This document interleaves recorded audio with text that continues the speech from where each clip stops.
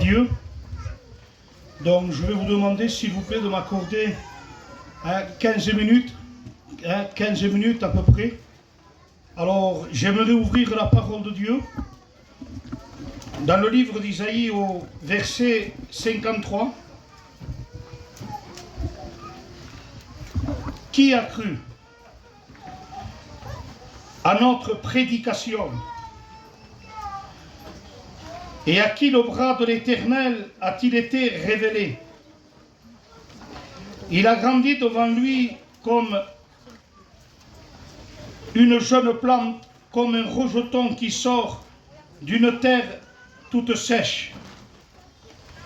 Il n'avait ni beauté, ni éclat, ni splendeur propre à attirer nos regards. Et son aspect n'avait rien pour nous plaire.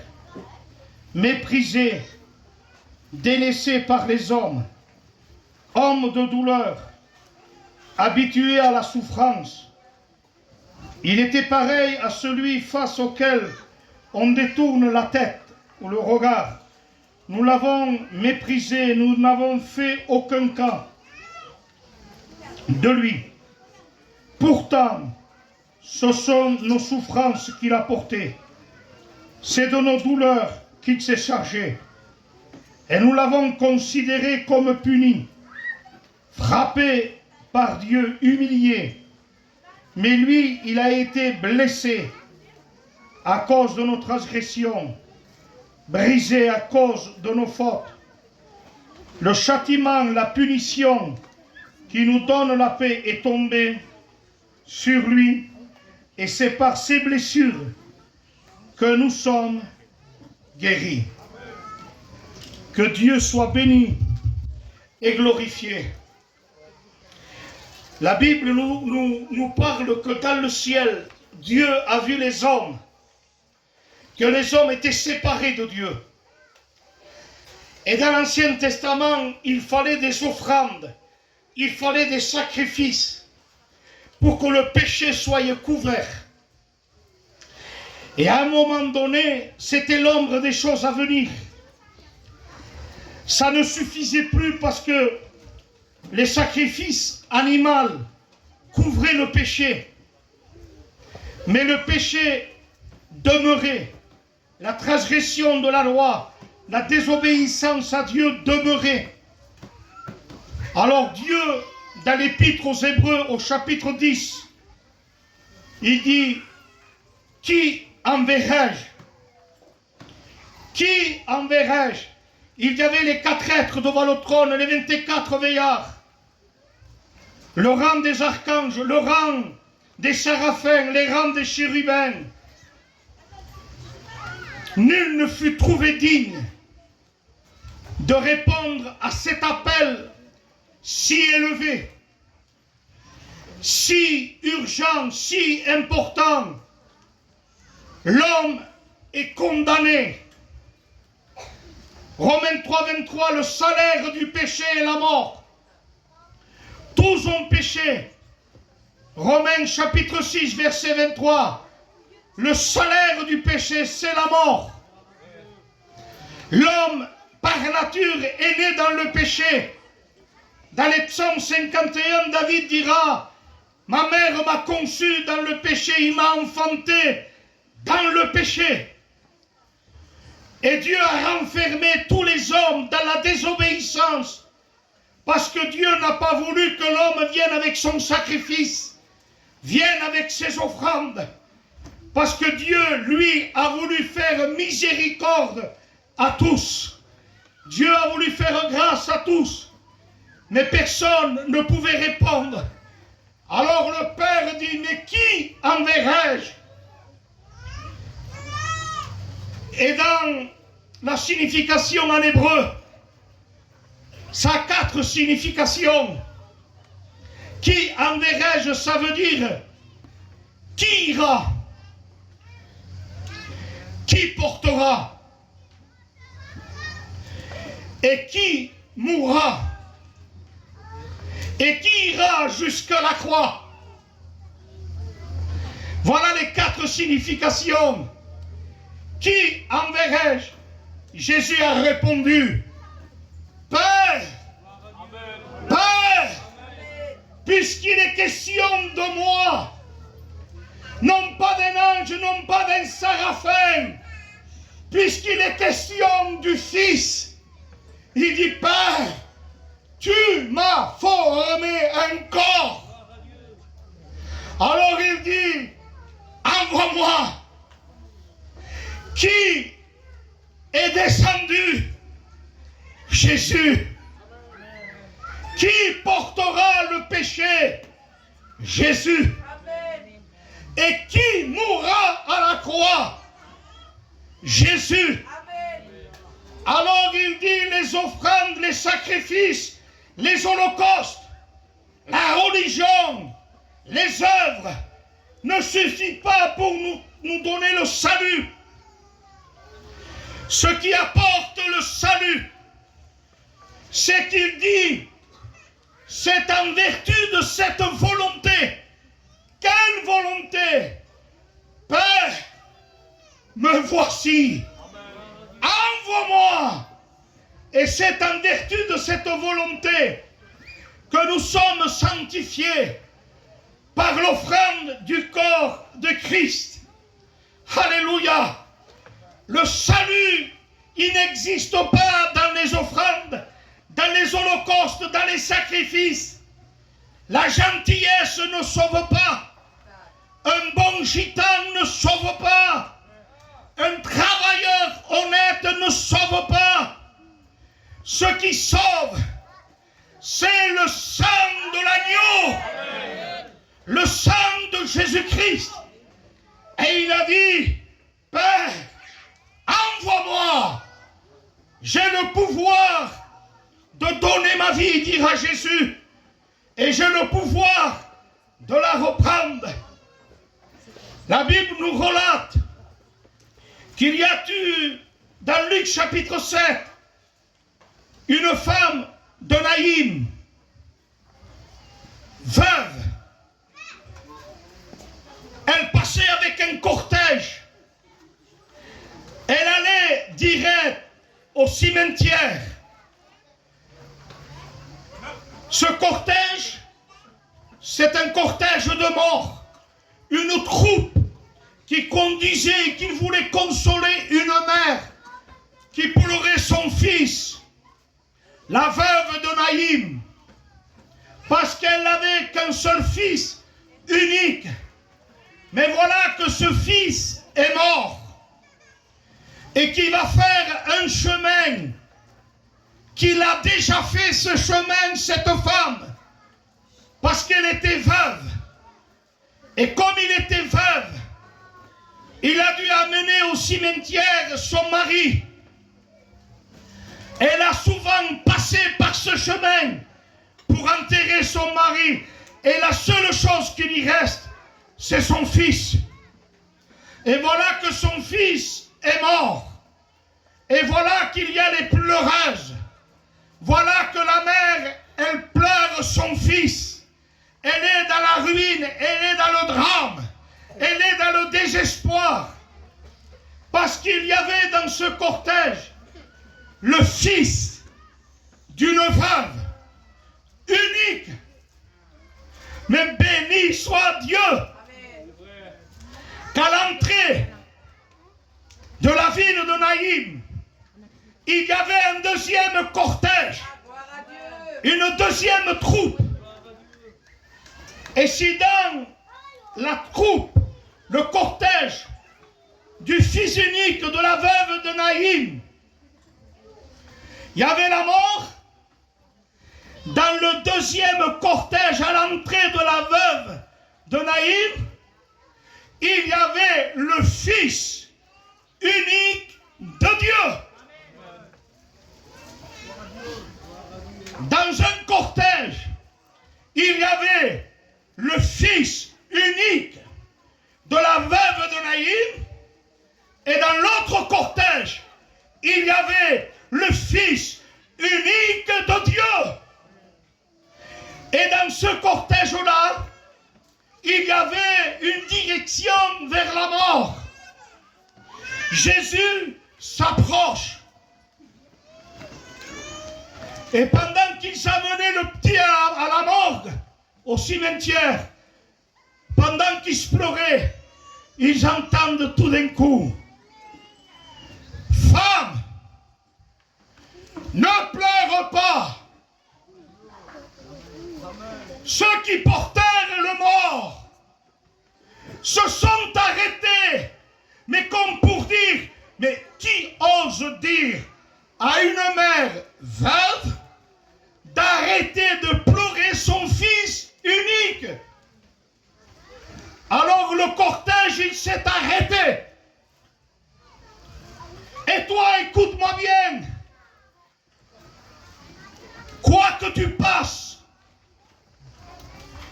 avec ta famille, ton foyer est en ruine. Peut-être tu pleures. La mort spirituelle de ton fils est un toxicomane.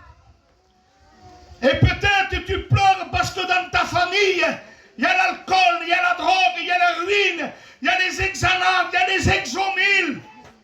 Rien ne va. Le soir, tu pleures. Tu pleures parce que tu es angoissé. Tu n'en peux plus. Mais ce soir, au milieu de nous, il y a un chapiteau. Il y a une autre troupe. Amen. Et au milieu de ce chapiteau, il y a quelqu'un qui est plus grand que Josué, que Moïse, qu'Abraham. Il y a quelqu'un qui est glorieux. Amen. C'est le Fils de Dieu. Amen. Que ce soir, il te dit: femme, ne pleure plus. Pasteur, je suis angoissé, je suis en dépression. Femme, ne pleure plus. Mais comment tu veux que j'arrête de pleurer? Mon fils est mort. Mais il y a ceci chez moi. Pasteur, j'en peux plus. Le divorce de ma fille. Le divorce de mon fils. Et ma maison ne va pas. Mais écoutez-moi bien, quand Jésus a dit: femme, ne pleure pas, il s'adresse à son fils. Et il lui dit à son fils, il parle aux morts. Il arrête les larmes de la mère et il parle aux morts et il dit: jeune homme, je te le dis, lève-toi. Et l'enfant s'est levé. Et ce soir, il y a le Fils unique de Dieu. Il est la solution à tes problèmes. L'espoir de ton désespoir. Parce que si dans ce cortège, et le texte il dit, et l'enfant se leva. Et l'enfant se mit à parler. Et Jésus, il prend l'enfant. L'enfant qu'ils amenaient au cimetière. L'enfant qu'ils allaient enterrer. Jésus l'a pris dans ses bras. Et il l'a rendu à sa mère. Il n'y a que Jésus qui peut te rendre tout ce que tu as perdu. Il n'y a que le Fils de Dieu qui peut redonner de la joie. Là où il y a la ruine, là où il y a l'angoisse, il n'y a que le Fils de Dieu qui peut te donner la paix.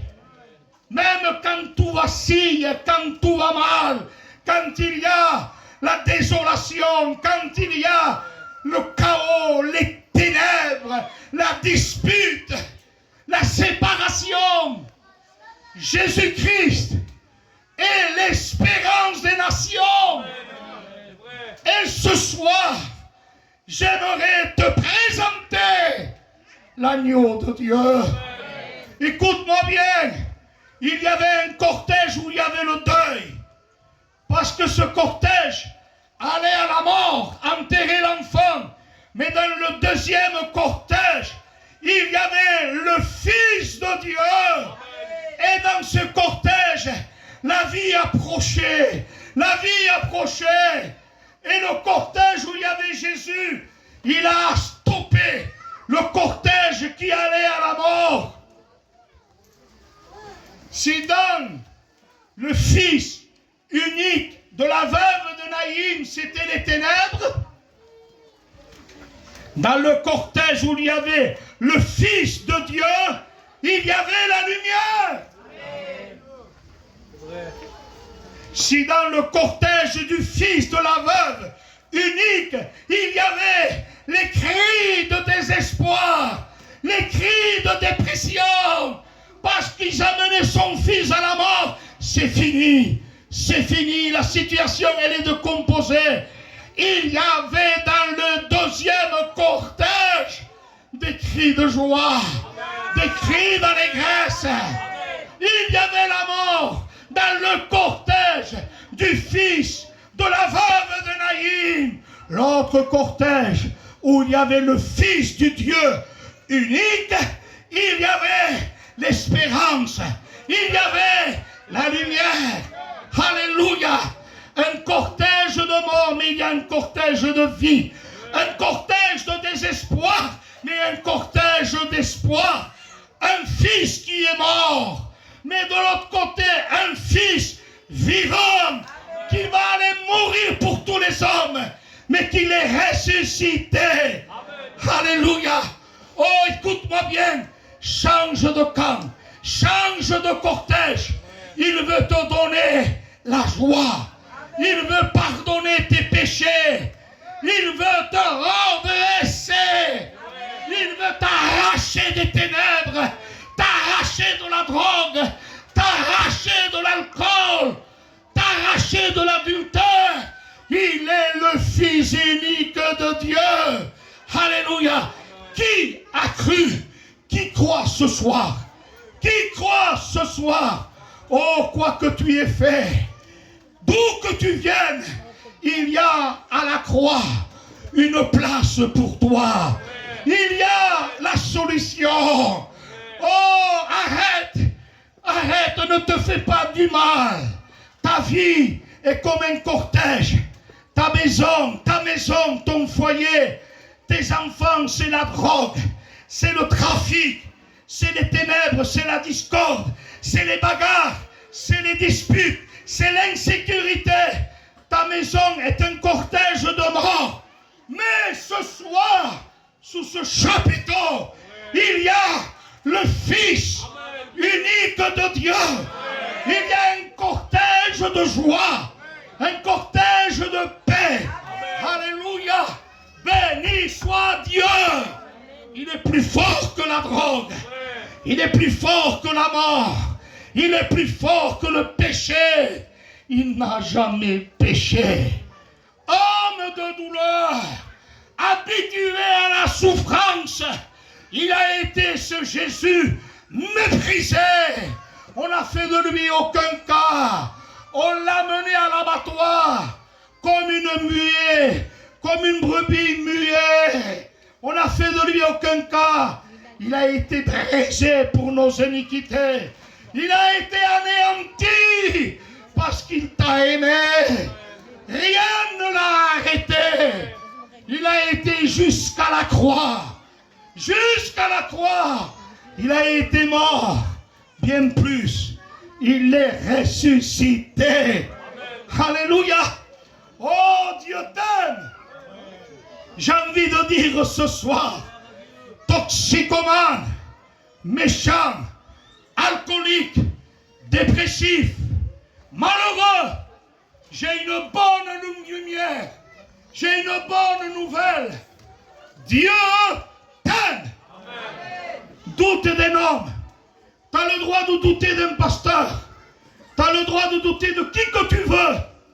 Mais ne doute pas.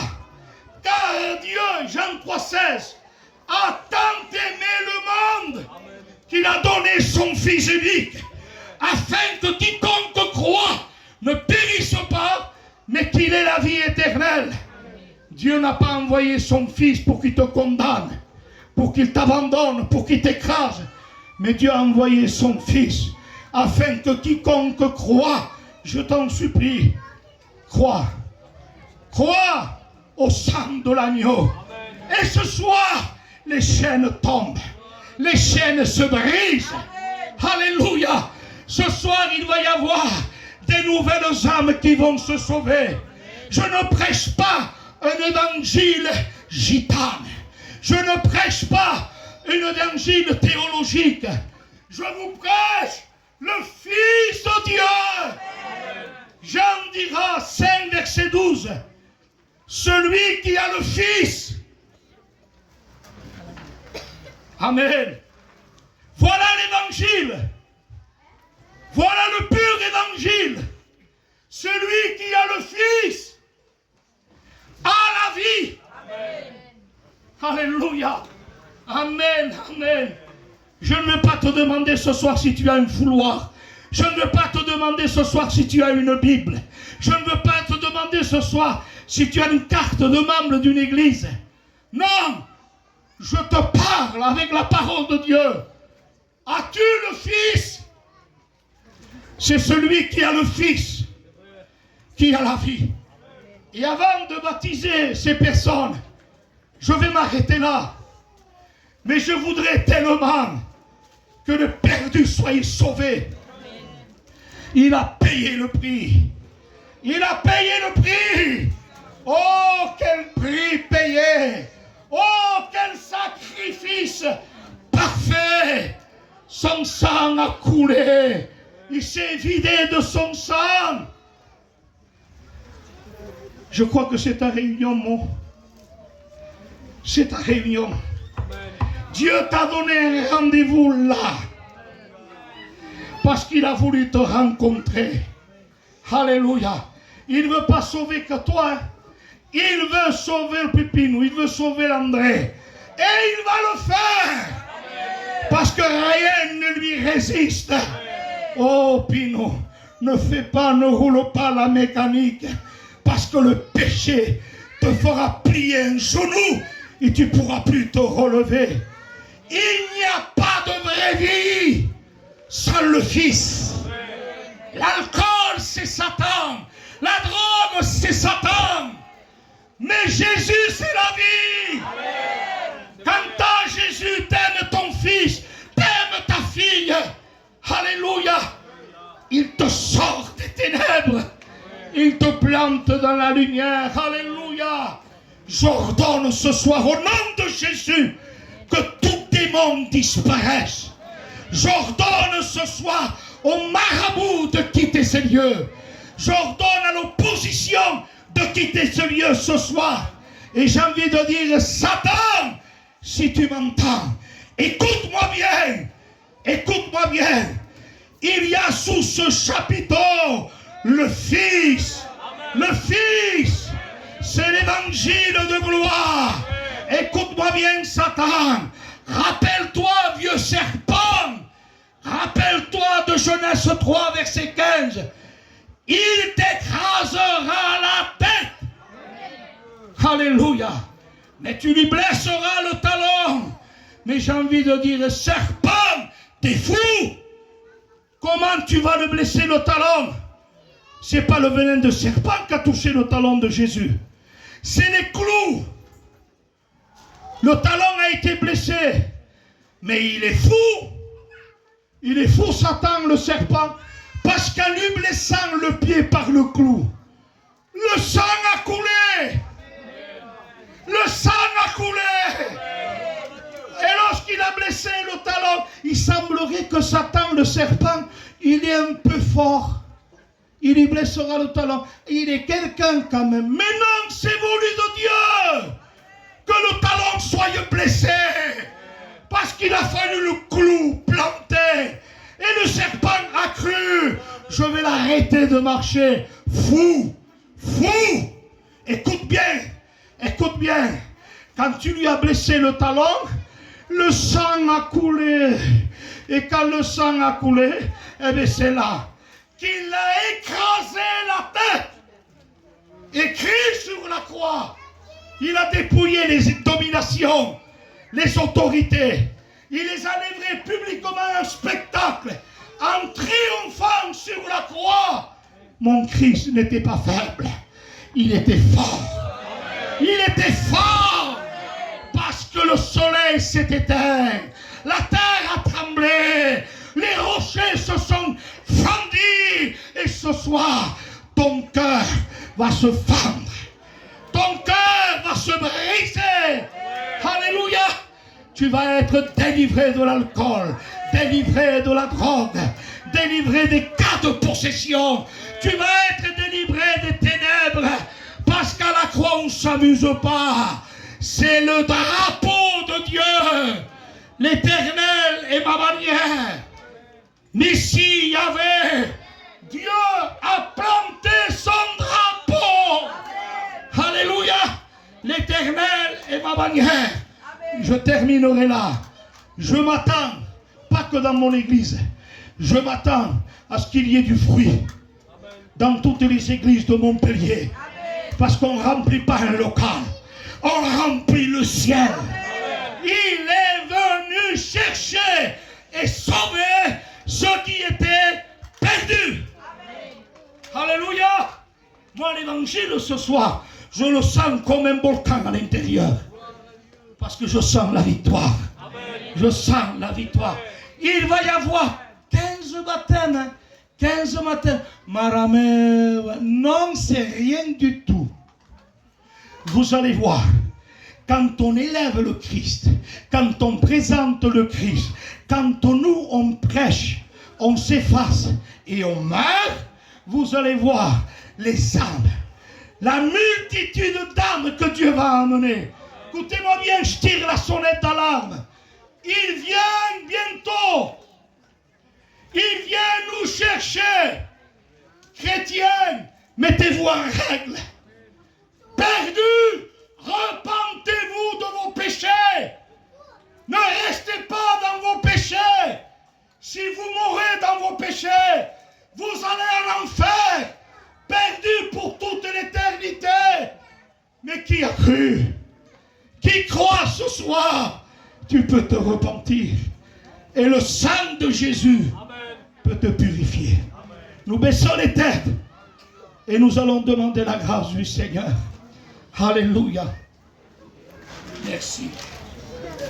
On chante un cantique et on passe au service des